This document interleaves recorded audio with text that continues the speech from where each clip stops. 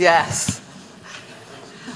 Well, thank you there, Stuart. Can I add my welcome to our professorial inaugural lecture series, which is designed to celebrate the achievements of our new professors here at Lincoln.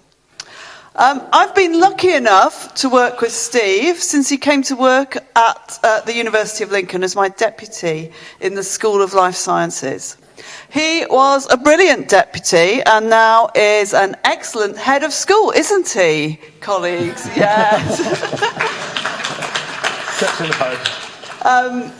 However, despite working very closely with Steve over a number of years, there are lots of things I didn't know about him until I asked him for some information last week. So he tells me that from an early age, he actually wanted to be a bricklayer. He says he's slightly autistic and he liked the regularity of the way bricks stacked and joined. So you can decide for yourselves whether being a geneticist bears any relation to being a bricklayer. I suspect it does a little bit. That's how things work and go together. It's about how things fit together. He always wanted to know how things work and regularly took things apart as a child. And he says his father's alarm clock never chimed again after he did that to it. He was the first person in his family to attain A-levels, let alone go to university. He helped put himself through university by working 16-hour days as a stevedore in the docks in the summer holidays, unloading fruit and driving brand new cars off the boats. Not home then, in the brand new cars, no. He still sees his fallback career as a builder. He rewired his first house with the reference book from the library. I don't think he meant he used the reference book to put the wires in. I think he meant he took advice from the reference book. Yeah. But he's got a bit better since then. He's now re-roofed a house, rewired several more, built conservatories, moved walls, and made fitted windows, among other jobs. And he currently spends all his spare time refurbishing rotting Georgian sash windows because he says he was daft enough to buy a listed house. Don't do it. Don't do it. I didn't. He also tells me that he used to be quite sporty. He used to play tennis, but switched to squash as the ball comes back to you. And he now plays golf for the fun of looking for balls that try to hide from you. So I think that means you're quite good at golf. No. Not that good. Now, colleagues in life sciences, listen up to this next bit. You may not know this.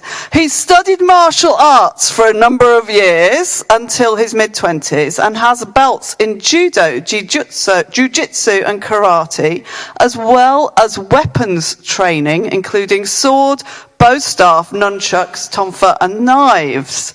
So no wonder the School of Life Sciences is doing brilliantly because his staff are all very well behaved. Apparently his ideal alone time is engrossed in a book with a large supply of coffee on tap. But I can't believe that ever happens, Steve, because I think you're very busy doing lots of other things. But writing lectures. Dream on. Yes, writing lectures. So a bit about his career. He was told by teachers not to go to grammar school at 13, but did get in on the borderline, and I think we're all so glad that he did. He went to University of Portsmouth to study biology because they had a lot of genetics in their curriculum there, and got a first-class degree, one of only 2 in a cohort of 105 students. So that's very impressive. No heckling there. And he got to do he was offered a PhD on wound healing at a small hospital in East Grinstead, Sussex, a very famous hospital where they pioneered the surgery that saved burnt airmen from World War II. His PhD was looking at the genetics of rejection in skin grafts using genetic manipulation of cultured skin cells. He moved from there to the Institute of Cancer Research as a postdoc and senior postdoc in cancer genetics. then secured a lectureship at St George's Hospital in London, working on the genetic basis of stroke and cardiovascular disease. He became a senior lecturer and then reader, and developed an interest in how universities run, teaching, management and leadership, becoming an associate dean, and then developing and leading a postgraduate programme in career development and research skills. 2 years at Adam Brooks in Cambridge as principal research associate was then followed by his move to Lincoln, and then, as I said, as deputy head of school and then head of school. His talk today, maybe, he's just been writing it, he tells me, explores the development of our understanding of the human genome, the basis of genetic disease, and the future of genomic medicine. And I'm sure we're in for a very interesting and fascinating talk. And I hope you'll all join me in welcoming Steve to give his inaugural lecture.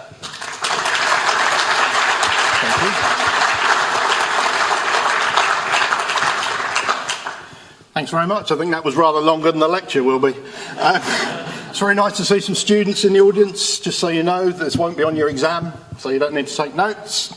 And it was very difficult to know how to pitch this, so I've written this about 4 times.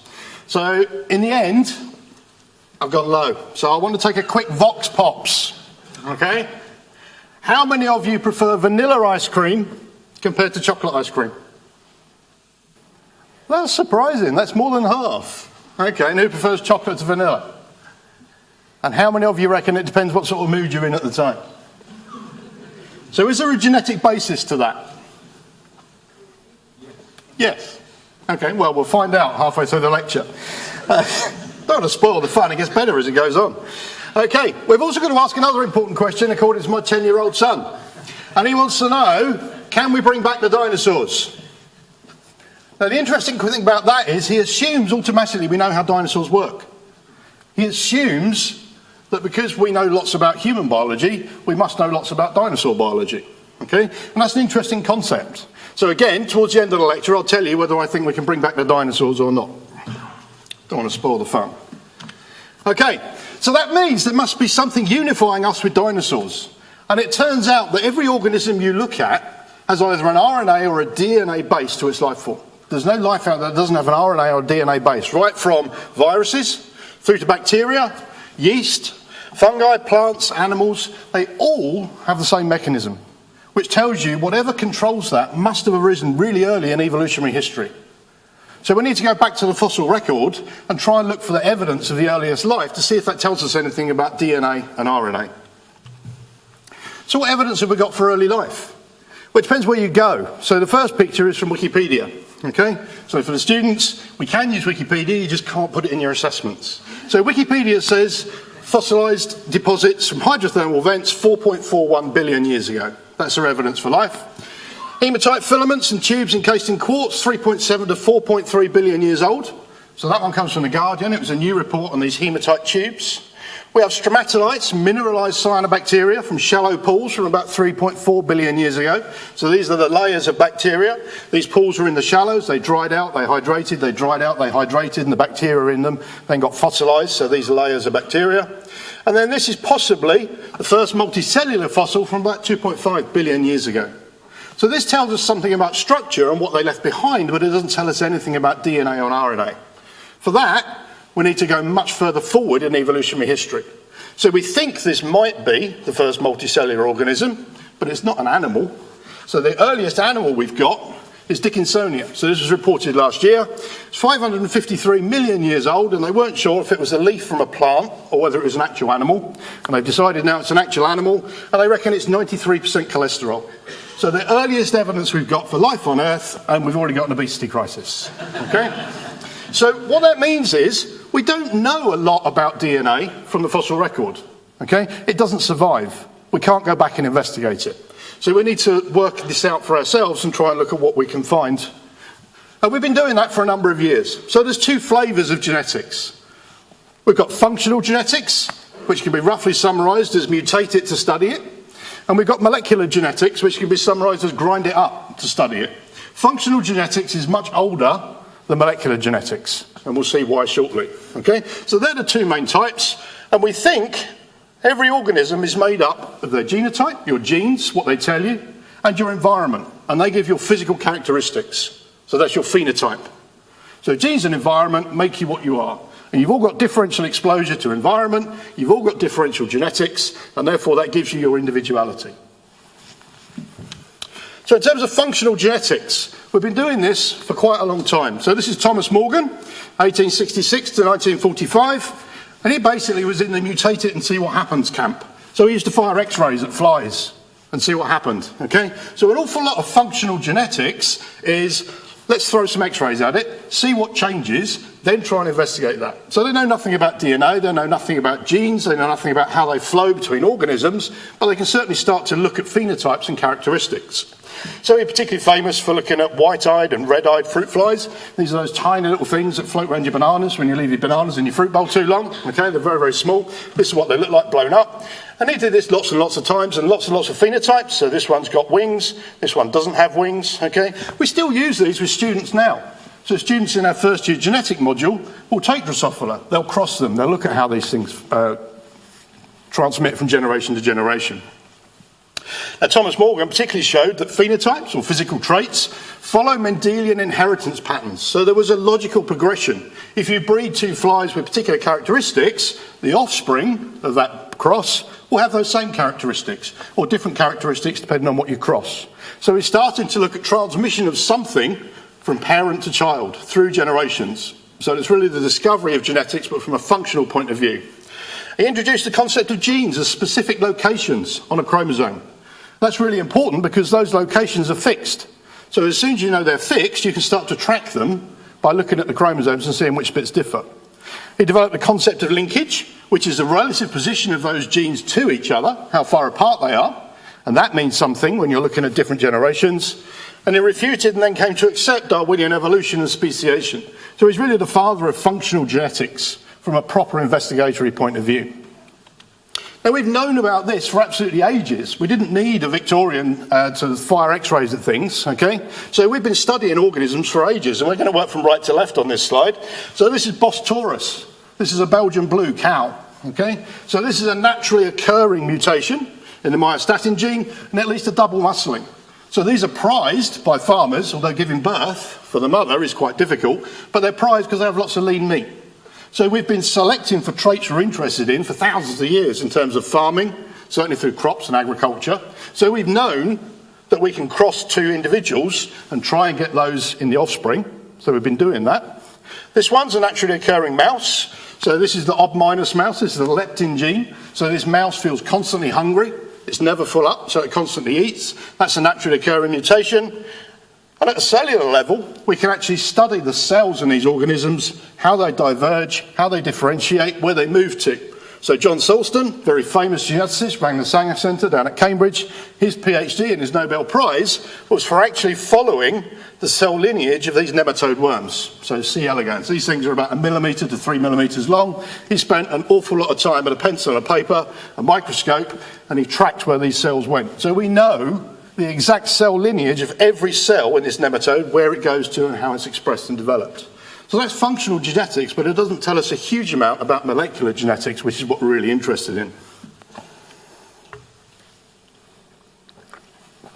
We're going to skip forward very slightly. So once we know something about molecular genetics, we can go back to functional genetics.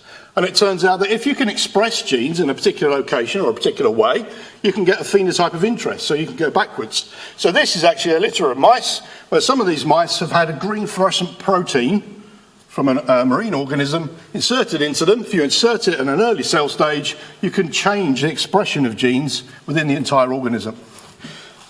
If you're clever, you can turn these genes on and off in different locations. So this is actually got a little tag in front of it that tells the gene where to be expressed and where not to be expressed. Now it seems a little bit unfair if you're going to be a fluorescent mouse that you can have a cat chase you in the dark. So you obviously need a fluorescent cat so the mice can see you coming. Okay? So we can do this to pretty much any species. So we're starting now to understand something about molecular genetics that you can translate back to functional genetics. Okay? So although this is a nice trite example, You can imagine if a protein that you need that causes a disease is turned off, if we can put it back in, then in theory you can correct that genetic defect. So it has implications for medicine as well. Very brief history of molecular genetics, because this is kind of dry, this bit. Okay, most people know about Mendel. We do it at A level, it comes through schools, okay, it's common knowledge, Mendel, 1822, 1884. So it's only, 180 years ago, 200 years ago? So molecular genetics, in terms of the true molecular sense, actually starts right up here in the 1950s when we discovered the helical structure of DNA. But you can trace it back to Mendel. It's a contemporary of Darwin, they never met, okay, so their theories weren't around. But he looked at laws of segregation. So he did the same thing as they were doing, as Hunt Morgan was doing, okay? But he did it in peas and crossed his peas. Frederick Meissner, identification of nucleic acids or DNA from blood. He didn't know it was DNA at that point. He just identified the material that was transmitted from generation to generation and controlled phenotypes. Phoebus Laverne, perhaps the scientist with the greatest name in molecular genetics.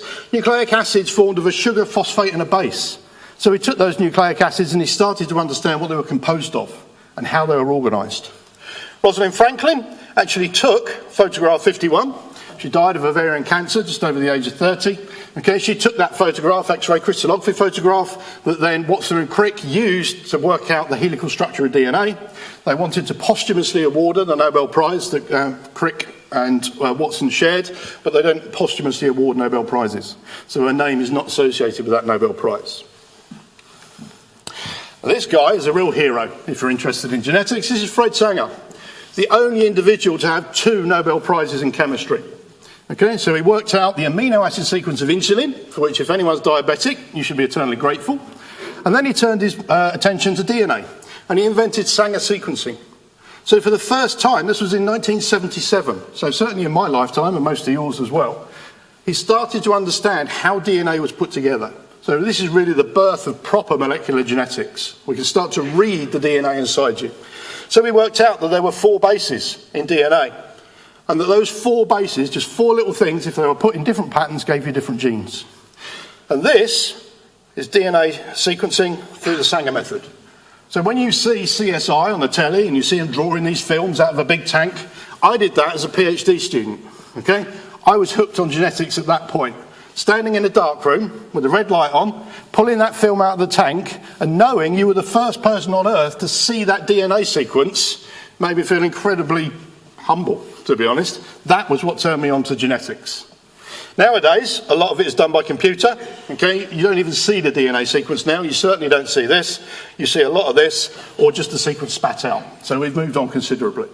But this is really the birth of DNA sequencing and being able to understand the genome that we've got. So sequencing a small piece of DNA is relatively trivial. We do it with third-year undergraduates constantly. You can sequence about 600 to 700 base pairs at a time, okay? But this lecture is about sequencing the human genome. Your human genome is 3 billion bases long, and you've got 2 copies of it in every cell. So you've got 6 billion bases in each one of your cells, okay? If you were to take the DNA out of a single cell and stretch it out, it will be about 1 metre long. That's how much information there is in there. And it's carefully folded, it's carefully packed, it's wrapped around proteins. But actually, every time your cell divides, that DNA has to double first. So it's an incredibly complicated molecule, and it's highly, highly regulated.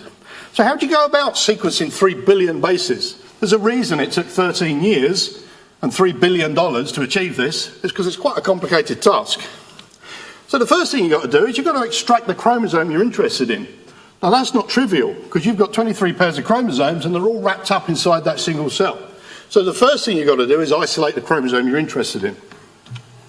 You've then got to cut it up into bits. That's relatively easy. You can cut it up into bits. The hard part is knowing where those bits come from and how they fit back together. So if you imagine a 3 billion base piece jigsaw, where every piece can fit next to every other piece perfectly, and you've got no picture, that's pretty much what we're doing with the human genome. So you take each of those bits, you very carefully put them where you know where they are, and then you cut each of those bits up into something else. So you arrange them so you know where you think they're from, and you chop them up again. So now you've got lots and lots of little bits that you know each came from one big bit, and then you've got the big bits that you can put back together. So what you don't want to do is just chop your entire genome up into tiny little pieces, because then it's incredibly hard to put back together. Okay? And then all you have to do is overlap the sequence. Okay? Bearing in mind we've only got 4 bases, and there are 3 billion repeats of that in your genome, this is actually not a trivial process. That's why it took 13 years and $3 billion to achieve this. So what do we know about the human genome? Okay, I could spend an entire lecture on the chemistry behind that and the way it was done. I didn't think that was very exciting for you, okay, so I kind of glossed over that bit. When they asked you to write a synopsis for these lectures, I was asked about 6 months ago, and you think, oh, I'll scribble something down, that'll be fine, I'll write a lecture nearer the time, okay? And then when you get to it, you think, why did I write that? Okay, so what you're getting is kind of a mishmash of what was in my head over Christmas. So what do we know about the human genome? It's 3 billion bases long. If you were to read it at a base a second, it would take you 95 years to read your genome. That's how big it is. So we lose sight of the complexity of that and what it means for us. Before sequencing, we thought there would be somewhere between 40,000 and 150,000 genes in the human genome. We were quite arrogant at that point, so Homo sapien means wise man, okay? We're supposedly wise. We thought we were the most highly evolved, therefore we'd have the most genes, okay? Turns out you've got less genes than a frog. Sorry. The reason for that is you don't start life with a tail and then drop it off and grow a pair of legs, okay? You don't start breathing in water and then switch to lungs and an amphibian. So you've got only 20,000 genes in your genome. But what you can do is you can express those in lots of different ways. It's called splicing. So you can read the same sequence in lots of different ways from lots of different starting points. So although you've got 20,000 genes, the number of products you can get from that is somewhere around 150,000. Okay, so we thought one gene equals one function before we sequenced the genome. We've now realised actually there's a small number, you can read it in lots of different ways. You're 99.9% genetically identical to the person sitting next to you. Okay, have a look at the person sitting next to you. Congratulations, you're greater than 99.9% identical. You're greater than 95% identical to a chimpanzee. You're 35% identical to a daffodil bulb. Okay? Now, people throw these figures about all the time, okay? And you think, well, that's a bit bizarre. How can I be the same as a daffodil bulb? You need to work out what they're actually comparing. Are we 99% identical to a chimpanzee across our 3 billion bases? Are we 99.9% across the bits that we share, the genes that we share? Okay? So you need to compare like with like. You differ by about 3 million bases compared to the person sitting next to you, but it's not a big chunk of 3 million. Okay, that'll be random bases dotted all over the genome, and that can have really different consequences. That's why you're all different, and it's why you don't look exactly like one or the other of your parents. The part of your genome that codes for genes is known as the exome. That accounts for 1% of your genome. Okay, we used to think the other 99% was junk. It just kind of hung around and was kind of a carrier vehicle. It now turns out about 80% of your genome tells that other 1% what to do. Okay? So regulation of that is incredibly important. And if you think about that, there's a whole reason. If you think about wound healing, for example, you fall over, you graze your knee. Your body can repair itself. How does it know when to turn on? How does it know when to stop? Okay, why can't you regenerate an arm, but you can fix a broken bone? So there's all sorts of things around genes and how they turn on, how they turn off, whether they're needed constantly, whether they're needed as a consequence of a particular event. That means that regulation needs to be incredibly tightly done.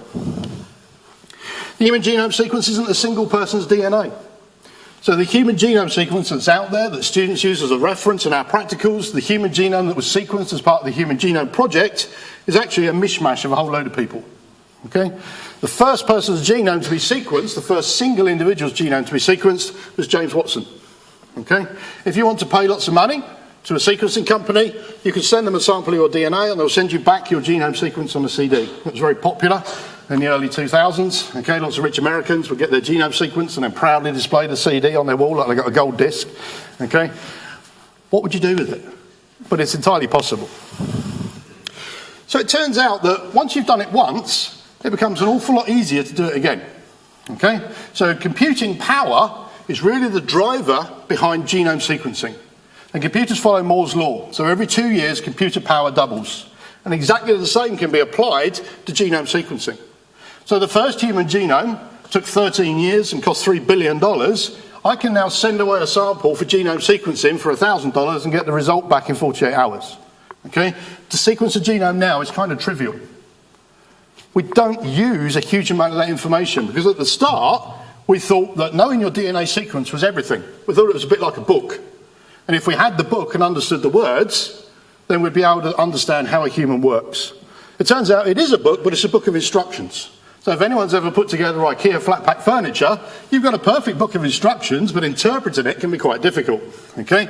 Exactly the same for something like Jane Austen, okay? I could give you all a copy of Jane Austen. How many of you would like to read Jane Austen? Less than half of you, okay? But it's the same book, it's exactly the same text, but your interpretation of it is completely different, okay? And the human genome is exactly the same. Just understanding the text doesn't tell you how to interpret that or what it does. And that's now the problem we're facing. It also turns out it's actually now cheaper to sequence your genome than it is to print it out. Okay? So it costs about $1,000 to sequence your genome. Printing costs here about 5p a side of A4. Okay? This is a single human genome printed out. It's in the Wellcome Trust Centre down in London. Okay, they printed it out just for the novelty factor. But yeah, we can sequence really trivially. But then if we can do that really trivially, what have we done with that power? What can we do with that that's actually useful? So the first thing we need to understand is that, as I said, it's not the DNA sequence per se that's important, it's what it does for us. So without getting too sciencey, the DNA turns itself into RNA, which is a single-stranded copy, and that RNA then turns itself into proteins. The proteins we all understand because we know about proteins from diet, okay? The proteins are what actually has the functional effect. But if you get changes in your DNA sequence, so let's say you're a smoker, or you've been out in the sun, or you've been exposed to X-rays by some weird Victorian scientist, okay, your DNA will get mutations in it. That will change DNA bases. That means if they're in that 1% that codes for genes, you can change the gene coding sequence, and that will change the proteins that are expressed from them. So those changes can alter the function of a protein. Or they may change the amount of a protein you've got. You might have less or more of something. They can turn a gene on that should be off. And that's called an oncogene, okay? So an awful lot of cancers are where genes that control cell division and are tightly regulated are suddenly not regulated anymore, and therefore they fire up and they keep going, and your cells keep dividing, and that's what a tumour is. It's just unregulated cell growth. The other category of genes that cause cancers are tumour suppressor genes. These are genes that should be on, that are then turned off. So there's lots and lots of changes in your DNA that lead to unfortunate consequences. We need to get away from the idea, though, that there's a linear relationship between phenotype and genotype. So the genome is incredibly complicated, but it also is incredibly regulated in a complicated way. So there's no linear relationship. So each may lead to a different phenotype or physical result that in conjunction with your environment then has an impact on disease. And a large amount of variability between us, as well as causing disease, is encompassed by Mendelian disease. Most of us understand what Mendelian disease is. These are the big severe things that we hear about, we see about in the news and the literature. These are the things we make a big song and dance about cures for, but they affect a relatively small number of people. So for disease-causing genes, they may be dominant, so you need one copy to get that disease, such as Huntington's disease. Okay, if you have one mutated copy of that gene, you will get that gene, that disease. They may be recessive, like cystic fibrosis. So cystic fibrosis, you need two copies to get the disease. Now, the incidence of cystic fibrosis is something like 1 in 2,000 live births. And you think, well, that's not very common. Okay, I'm comfortable with that. 1 in 2,000 is a relatively good risk. But the carrier frequency, the number of people that carry one copy of the mutant cystic fibrosis gene is about 1 in 50. There's probably 120 of us in here. So 2 of us, statistically, are carrying a mutant cystic fibrosis gene. And I know it's not me, and I'll show you why in a minute. Okay? So sequencing the human genome has pretty much enabled us to identify the genetic cause of every Mendelian disease. Okay? That doesn't mean we've got cures for them, but it means we know the genetic basis of most of them. The only things we get now are where you've got new mutations leading to new disease, so you get an affected child from 2 unaffected parents, but then it's relatively trivial to sequence that genome and look for the mutation. So genome sequencing has certainly enabled us to do lots and lots of things about Mendelian disease. Because they're rare, drug companies aren't that interested in them. It's a horrible fact of life that drug companies want to make money, not make people better. Okay? So if you think about the Ebola virus, for example, Ebola's been around for ages. It wasn't until it started to affect the West that drug companies suddenly thought, hey, we could develop a vaccine here. There's a money maker for us. So they're much more interested in hypertension than they are in some rare condition. So just bear that in mind for drug companies. Now, a lot of my career hasn't been spent in Mendelian diseases. It's actually been spent in the common polygenic diseases. So stroke, heart attack, cardiovascular disease, the things that some of us will get, but that there's no single gene for. So they're much more complicated to understand, but they're much more interesting to study, and they're much more interesting to drug companies who put up the money to fund the studies that I've been doing. Okay? So that's why they're interesting. Now, there are 120 of us. Okay? 1 in 3 of us will get cancer. 1 in 4 of us will have a heart attack. Somewhere over half of us will probably have diabetes at some point in our life. So these are big prevalent conditions. Okay? So there's a lot of interest in these. So if I was to say to you, what are the environmental risks of cardiovascular disease? You would say things like smoking. You know that's a risk factor, yet people still smoke. You would say obesity. You know that people still eat too much, even though they know it's bad for them. Never eat anything bigger than your head in one go, as a general rule of thumb. You know that alcohol is a risk factor for all sorts of things, okay? You also know that hypertension is bad for you. You try finding a cartoon for hypertension. It's incredibly difficult, okay? You know, all of these things lead to heart attack, stroke, cardiovascular disease. And yet we still indulge in all these things. And when we've looked at the genetics of these conditions, it turns out that there's not one gene that contributes to these. There's hundreds of genes. Okay? It's incredibly complicated. Where before we sequenced the human genome, we tended to think one gene, one function, maybe a couple of genes contributing to a condition or a disease. Turns out there's hundreds. Okay? So sequencing the human genome has given us a huge amount of information, but to you as an individual, that's not terribly useful. Okay? Outside of rare private mutations that have a high effect, knowing the genetic risk of cardiovascular disease is due to 100 odd genes, that's not terribly useful to tell you, yeah, you've got 57 variants out of 100, okay? This is your risk. You're not going to do anything about that because you already don't do anything about the lifestyle risk factors that you're exposed to. So what are the environmental and genetic conditions to some common phenotypes? So there are studies out there in 500,000 people in cardiovascular disease. There are studies in pretty much every disease and phenotype you can think of. But the one thing they all do when they recruit participants is they ask them, how old are you? How tall are you? How much do you weigh? Okay? Because they're collecting baseline information. So that's incredibly useful. So we're going to take something like human height. Okay? So we've got a cartoon here. This is Napoleon. Napoleon syndrome. Napoleon was 5'10". He wasn't particularly short for his time, so this is a good example of propaganda. Okay? So the Brits used to call Napoleon short because they wanted to take the mickey out of him, and Emmanuel Macron certainly wrecked that, as Nicolas Sarkozy. Okay? Napoleon wasn't that short, but it stuck. So we're going to take 2 individuals. One of them's 183 centimetres tall, or 6 foot, and one of them's 179 centimetres tall, so 4 centimetres difference. When we look at heritability, so we follow height through families and look at parents and children at a different height, we think that 75% of that 4 centimetre difference will be due to genetics, and 25% will be due to environment. And we're assuming they've got an optimal diet because we know a poor diet has a massive effect on height. So genetics doesn't make a huge contribution, okay? But compared to optimal environment, it's 3 times as powerful. So what genes have we got that contribute to human height? It turns out, lots. Okay? So this is a paper from 2014 in Nature Genetics. It's one of the biggest journals you can get. And they looked at the role of common variation, so changes in the genome, in biological architecture of adult human height. And they looked in 253,000 individuals. So just collecting that many people for a start is quite difficult, but it tells you their study is quite powerful because they've looked at lots and lots of individuals, so they've got rid of small sample sizes. And they identified 697 variants. Okay?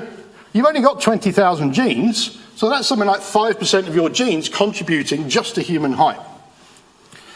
Unfortunately, all common variants, so in total they looked at 2.5 million different changes in your genome. Remember I said you've only got 3 million differences between you and the person sitting next to you. Okay? They looked at 2.5 million and said, that's great, we can explain 60% of that 3 centimetre difference by looking at that many genes. So even something as common as height is hugely complicated from a genetic point of view.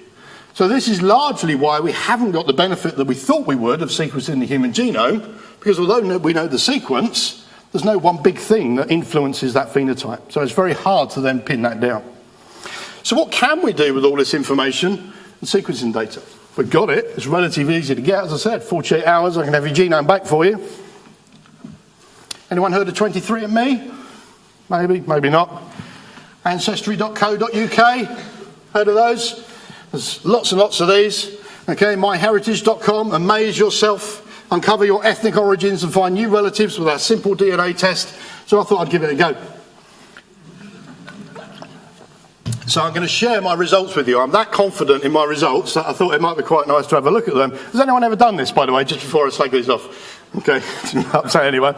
All right, so we're going to look at my data and whether it's useful, okay? Whether it's interesting, whether it tells us anything about ancestry, whether it tells us anything about my genetic risk of disease in the future.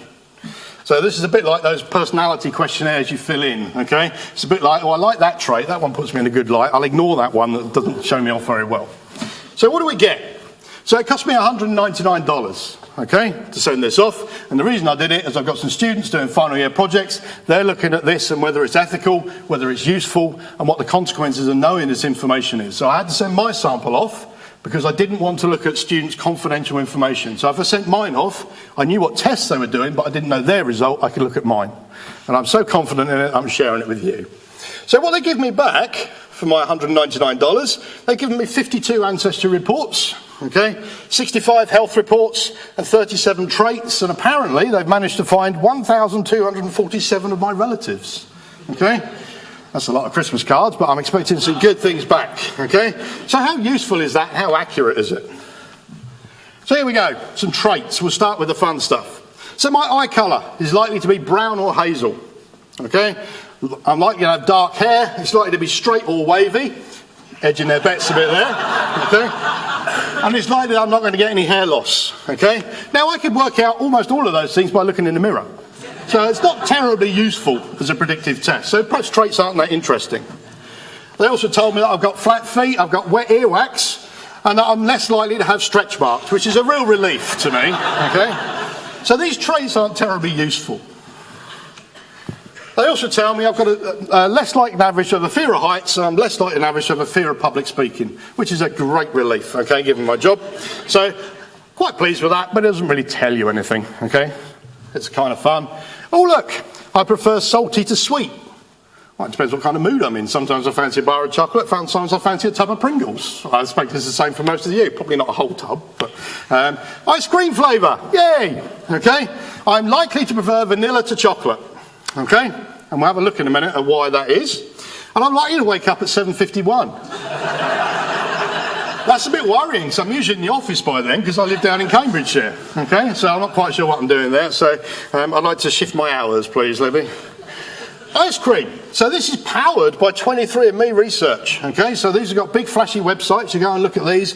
They used to market these as health tests just after we sequenced the human genome, and then they suddenly found out we can't do that. We don't have a diagnostic license. We can't market these as health tests anymore, so we have to market them as wellness tests, okay? And then advise you to go and see your GP if there's anything of concern. Why your GP cares whether you prefer vanilla to chocolate ice cream, I don't know. Personally, I vote strawberry, but that's beside the point.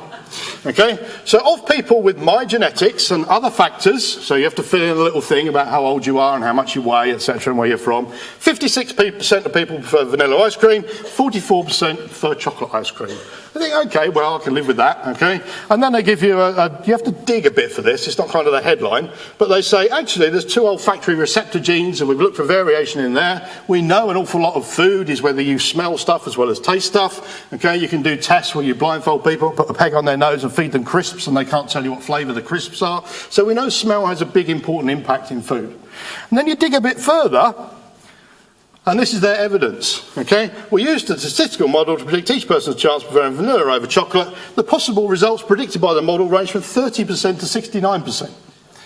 Now, given that 50% is in the middle of that range, okay, if they run that experiment again, they could get a completely different result. So this science is just a touch flaky when you dig into this, okay? So don't put too much stock in that. But they're traits, they're fun, okay? They're not terribly useful. What about the ancestry stuff, okay? Where are all my relatives? So it turns out I'm 99.8% European, okay? But I'm 23.7% French or German, okay? I'm taller than 5'10", so I'm going for German. So is that useful? Okay, if I'm a quarter French or German, does that mean that one of my grandparents is French or German? No, of course it doesn't. I know my grandparents, okay? Grandpa Pierre, he's not French at all. So It's not terribly useful information, and it tells you something about how they're marketing these genetic tests and how people are taking these and saying, oh, I always felt a bit Scandinavian, okay, I got my horned helmet in the cupboard, okay. So these aren't terribly useful from a scientific point of view, but they're great as a stocking filler, okay. So 23andMe in particular marketed this as something you could put in your stocking at Christmas for your partner, okay. But as we'll see in a minute, there's some implications behind that, okay? Milkman syndrome is a real thing. I used to work on genetics of families, and we used to identify children that very clearly only came from one of the two parents that said, he's my son, okay? So we had to be a bit careful about that. So be careful what you're sending away with this information, is the first thing. But what about my relatives, okay? It tells me I've got lots of these relatives. Not only that, it tells me who they are. Now, I've not signed up for my relatives to be introduced to me, okay? I don't know if they've signed up so I can see them. But here you go, here's my closest relative who spent $199 and sent their DNA away, but I only share 1.12% of my DNA with them. I'm 35% identical to a daffodil bulb. Who are they? Okay? Now, obviously what they mean is, of the little bits of DNA that we've tested, 1.12%, okay? So it doesn't mean that I've got some Neanderthal wandering around somewhere who's sent off their DNA for this, okay? So this, again, is not terribly useful information, but I have identified that my third to fifth cousin is Alphonse Thomas Meyer, so that's the German bit coming in, okay? So we can be happy with that. So I want to know, can I get a European passport on the back of this, because I'm 25% French and German, okay? So again, ancestry, harmless fun, not particularly useful, okay? Be very careful what you do with it. But then we get to health reports, and this is suddenly a bit more interesting. Bearing in mind, when you know something about your genetics, you instantly know something about your parents. You instantly know something that might affect your siblings, and you definitely know something that might affect any children that you go on to have. So there's now suddenly ethical and consequences around knowing this information that isn't explained on the website. As you would expect, their confidentiality form and the form you fill in is like 50 pages of an end user agreement that no one ever reads, okay? So you're signing up to lots and lots of stuff you're not really sure of here. So health reports. Wellness. My muscle composition. Common in elite power athletes, okay? We'll take that one. Saturated fat. I'm likely to weigh more on a high-fat diet. Who isn't? Okay? So not terribly useful. Predisposed to weigh more than average. Okay, I'm taller than average. I'm 6 foot, so I would weigh more than average. So some of these things they're telling you aren't terribly useful. Genetic weight, caffeine consumption, I'm likely to consume less. Now, anyone that knows me knows that if I haven't had my fourth cup of coffee before 10 in the morning, I'm a tad grumpy. Okay, so these aren't particularly useful, and we take them. And if you dig into this, it's got the same kind of range, that 30 to 69% that we had for the ice cream. Okay, so none of these say you will, you are. Okay, they're all likely or unlikely, possibly. So they're not being very prescriptive here. Carrier status, cystic fibrosis. I said it was 1 in 50. It's not me, okay? I'm not a carrier. But bear in mind, they've only tested 1 or 2 variants in that gene. They haven't sequenced the whole gene. So I could still be a carrier of a cystic fibrosis mutation. It just means they haven't tested that one. They're not sequencing all 3 billion bases of my genome here. They're just picking out interesting bits that other people have said are important. So this doesn't give me any more guarantee than any of you that I'm not a cystic fibrosis carrier. Some of these diseases I had to look up. Okay? There is a big long list of them. There's about 50 things they've tested me for. Now, if I don't know what they are, and I've worked in a hospital for 15 years, that's slightly worrying for the general member of the public who hasn't and has sent this away. Maple syrup urine disease. I did look that one up, okay? I can assure you it's not related to the consistency, it's the colour and the smell, okay? So I just had to be sure of that. But then down here, BRCA1 and BRCA2. These are breast cancer genes. Can you imagine getting your result back and it says, hey, congratulations, you're a carrier of a breast cancer mutation. Suddenly that's really important for what you know and what you don't know from this. You don't need anything to order this test other than $199, okay? So be careful about what you're doing and how you're interpreting this information. I'm not going to get Parkinson's, I'm not going to get Alzheimer's. But my health highlight, okay, so this is a direct paste off their website. I carry a variant for age-related macular degeneration, so I won't be able to see you in 10 years' time. But I've got hereditary hemochromatosis risk, okay, so it won't matter because I'll be dead anyway. And then they put in this lovely little box, okay, so they're making nice and big on the front side. You've got 2 variants detected, as if that's something positive, okay? I'm carrying these 2 variants for a disease. Now, I know a little bit about that disease because we use it in our third year for our students, and we test our third year students for this, largely because it's quite common and because there's a treatment for it that's not too bad. So since you share DNA with your family members, and I had to dig for this paragraph, there's 2 or 3 links you have to click on to get to this. One or both of your parents is expected to have at least one of those variants. Well, I should hope so. I got them from somewhere. Okay. In addition, each of your children likely has a 75% chance of having one or both variants. I've got 3 sons. Do I tell them this information? At what point do I tell them this information? What do they do with that information once they know it? Okay, so that's interesting. Your siblings may also have one or both variants. I don't really speak to my brother and sister, okay, so I'm not going to tell them. All right, if they want to spend $199, that's fine. But if it was a breast cancer gene, I would feel obligated to tell my sister, hang on a minute, you might want to go and investigate this because I found out something. I didn't ask her permission before I did it. I didn't discuss it with her. Okay, so it's got implications for this. Because we know this information, you now have an obligation to do something with it. So human genome sequencing has really opened up a whole ethical minefield for us because we know information that perhaps we wouldn't have known before. Stuart's going to make hurry up noises at me in a minute. Okay? But when I dig into that, it turns out that one of those variants is in 12% of us. Okay, so there's 15 of us in the room carrying those. And the other one, 27.7%. Okay? And when you dig a bit further, it turns out that even if you carry them, you've only got a 2 to 3% in chance of let me start again. You've got a 2 to 3% chance of actually getting the disease that they predict for anyway. So they're not terribly predictive once you dig into this, but if you just go with the headline, congratulations, you've got 2 mutations, okay, then that's rather worrying. So before sequencing the human genome, genotype and environment, phenotype, we thought one gene had one function. Now we know a bit more about the human genome. Actually, we've got genotype and phenotype. We've inferred lots of stuff, we've observed lots of stuff, and there's a whole black box in the middle that we still need to investigate. How do our proteins interact? How do our genes interact with each other? How are they turned on and turned off? Knowing the human genome sequence is really the start. It's the interpretation that's important there. So, advances as a consequence of genome sequencing. Coronavirus. It's in the news, 9th person died today. Okay. Traditionally, if you want to investigate a virus, you would put it in some bacteria, you would grow those bacteria up, you would then see what happened to those. Genome sequencing, we can get the result back in 3 hours. So what they're doing now is they're sequencing this and they're saying, is this variant the same as the variant that's infected that person over there? Has it mutated in the meantime? So genome sequencing has become so routine, we almost take it for granted in terms of medical diagnostics. So that's a current application of it. This is a human porcine clone. So this is mixing some human cells and some porcine cells and trying to investigate organs for transplant. And we need to look at the genetics behind that, but there is a huge transplant waiting list, okay? It's a major problem, but if you can grow human organs that won't be rejected in a porcine donor, okay, we kill thousands of pigs for food every day, why not kill one for a pancreas or a heart? Okay, some people have objections to that, some people don't, but it's possible through the power of genetics. Did CRISPR help or harm the first ever gene-edited babies? I don't know if you've been following this story. This is the guy in China. His genome edited the germline of some children in China. He was then promptly struck off from every medical society he was in. He was arrested and he's been jailed, okay? Because there's lots and lots of ethics around this. But once the technique is out there, it's relatively easy to do.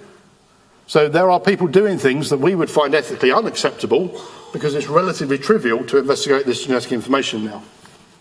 Stem cells. Massive revolution at the moment, okay? Turns out of the 20,000 genes you've got, you only need to turn on 4 of them to turn any cell back into a pluripotent stem cell. So when you're a single cell blastocyst and you're growing as an early embryo, every cell in that structure has the ability to turn into any other cell. And then that turns off as you grow, as you evolve. So you can't take a skin cell from you now and turn it into a kidney cell. But if you take that skin cell and turn it into a stem cell, you can then, in the right conditions, turn it into a kidney cell. So we can reprogram cells, and that's largely through the power of genetics and knowing what's happening at the molecular level. Artificial life form given synthetic DNA. Now we know the human genome sequence and the genome sequence of lots and lots of other organisms as well. We can create our own. We can take bits from here and bits from there and put them together, and hey, we've got a superbug. Oops, didn't mean that. Okay, I just wanted an E. coli that made better yeast. Okay, and added to my beer gave me a better flavour. So we can actually create artificial life in the lab now. Personalised medicine. So this was a real hot topic around 15 years ago. We know there are differential responses to drugs depending on your genetic makeup. So if you take an aspirin, there's a phenomenon called aspirin resistance. Okay, it's a very small effect, so we don't say if you've got this genotype, take 3 aspirin for a headache instead of 2, but it's there. We know it's there for lots of hypertension medication. We know it's there for clopidogrel after strokes, for example. So there's a vast interest in if we can find genetic differences that mean some medicines work better or worse than others, we can then prescribe a better drug on an individual basis. So genome sequencing and personalised medicine is now becoming a major focus of the drug companies. And it's also very important in archaeology. So this one, I don't know why I had to go to the FBI for this. The FBI cracks the DNA code on an ancient Egyptian mummy. All they did was take a tooth out of it and sequence the DNA. Why they had to go to the FBI, I don't know. But it's turning out that it's really important in lots and lots of other fields, not just medicine, knowing about genome sequencing. Okay, so can we bring back that dinosaur? I'm afraid the answer is no. Okay, no pet dinosaurs. It would be lovely once they're small and cute. Okay, you can imagine a dinosaur rehoming centre where you go to pick up your adult T-Rex. But why is the answer no? Well, it turns out DNA degrades really quickly. So degradation is a massively significant factor in DNA. The oldest samples we've got tend to come from mummified tissues, and we tend to have to drill into the tooth to extract that material. And we think from modelling, DNA is unlikely to survive more than 0.4 to 1.5 million years. Okay, doesn't stop people trying. So I can only find one reference to extracting DNA. So for anyone who's read Jurassic Park, it's a brilliant book. Okay, don't be put off by the film, but it's a really good book. Okay, well worth reading. I can only find one reference to extracting DNA from an insect fossilised in amber. It's from a very obscure Chinese journal. It's no longer in press. Okay, so I can't find any more than that. So it's obviously a government conspiracy. This is all happening in the background without our knowledge.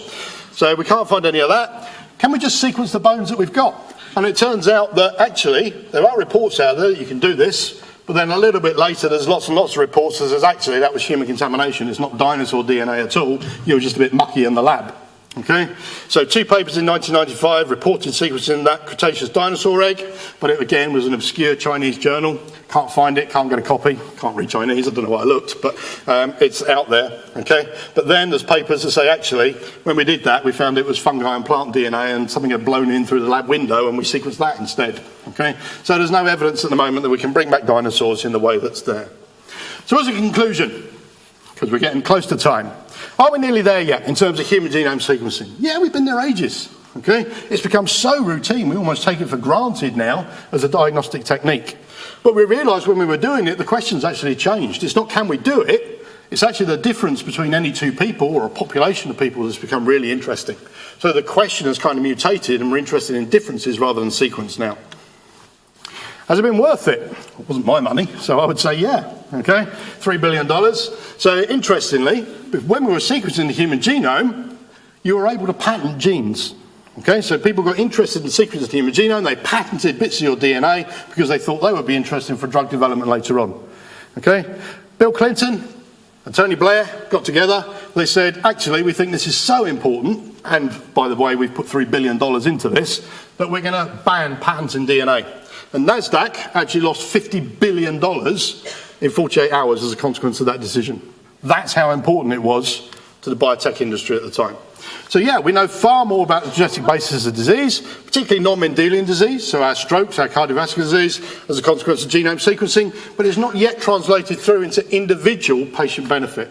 So if you take your 23andMe result to your GP, they're going to say, and? Okay, there is nothing they can do with that information yet, but they will do in the future.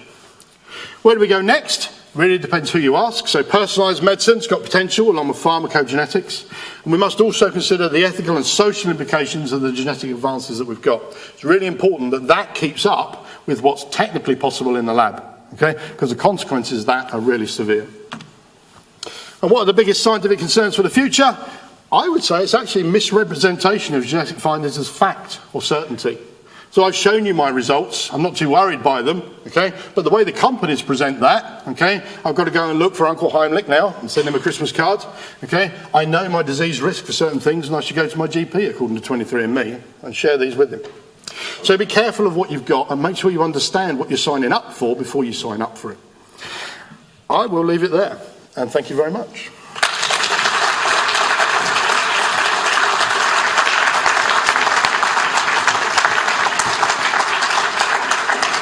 Thank you, Steve, for both entertaining and very thought-provoking talk. No pictures of me in shorts as a child either. Not yet. You mean not yet?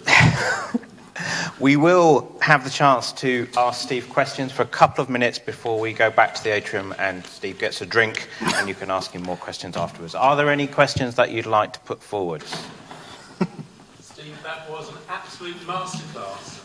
Well done, fantastic. I thoroughly enjoyed every moment of it. You said earlier on in the talk that less than 1% of our genome encodes for proteins. About 1%, yeah. And about 80% affects the expression of those genes. Yep. Do we know what the other 19% does? Not really. We think a lot of it codes for things that we haven't really understood yet. So there's things called microRNAs. They're tiny little 20 nucleotide long bits. So we think it's still regulation, but we haven't really understood that. An awful lot of the 80% is computer prediction, saying, hey, I think this is an interesting region.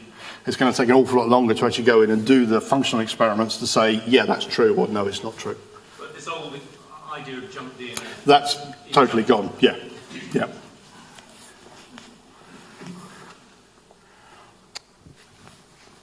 So dinosaurs are a no, because the DNA has degraded too much. Yep. Are passenger pigeons a yes? If they're less than 1.5 million years old, they're a possibility. Okay, same with woolly mammoths. Okay, so people are trying to resurrect woolly mammoths. Can we implant a woolly mammoth egg from a frozen woolly mammoth into an elephant? Possibly. Would it be truly a woolly mammoth? Who knows? So yeah, all sorts of things are possible, but chances are slim.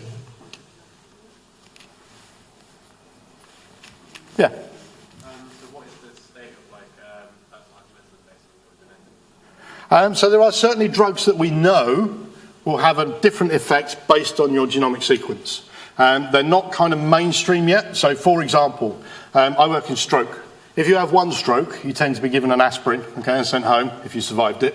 If you have 2 strokes, they give you a different type of drug. If you have 3 strokes, they give you a drug called clopidogrel, which is incredibly expensive, which is why you have to have 3 strokes and survive before you get it. But we also know that clopidogrel has a differential effect depending on the genetic polymorphism in your genome. So they will now actually test you for that polymorphism before they prescribe that drug. Largely, I think, because it's expensive and they don't want to give it you if it's not effective. Okay, but it is happening in certain areas, but you can't go down to the GP and say, this is my genetic profile, what do you recommend for this condition yet? Great. Oh, one more. You mentioned archaeology. It was a brilliant talk, but you mentioned archaeology. I was conscious you were in the audience, yeah. Genetics is transforming our or what we think is our understanding. It proved Richard III through the mitochondrial line. Yeah. Populations being wiped out, so the people built Stonehenge and no longer are the ancestors of British populations today and so on. And it's also having quite toxic effects on modern debates around sort of super races and sort of white supremacism and that sort of thing. James Watson has had to sell his Nobel Prize because he made some very silly comments that people pillared him for. How safe do you think these sort of inferences that are being made are, or is our understanding so early in its development that actually those sort of understandings will eventually turn out to be too simplistic or a caricature or completely inaccurate? I think within the scientific community, so in scientific papers, I don't think there's misrepresentation. It's when partial information gets out into the public domain. Exactly. Yeah, absolutely. So am I really 23% German? No, of course I'm not. But unless you understand something about migration and human evolution and why that is there, and it's also in the German population, that's a very hard thing to explain to people. So we can't put the lid back on the box, in a sense. Okay, it's common enough that it's out there, but we need to manage it as scientists and try and correct these where we see misrepresentation. It's been the death of sort of the idea that ideas spread by a process of diffusion of ideas and the sort of rather environmental the idea that we all lived in love and peace in the past is just being sort of overturned at the moment. Yeah. It's very, very current. Good. So, do we have one more? No, I'm just saying I didn't realise profit was so expensive. If anybody wants some, I've got a lot. Oh, there we go. You should probably take it rather than store it, but... So, without condoning selling prescription I hope you will join me in a second in thanking Steve again, but I just wanted to remind you, hang on, that next month's lecture will be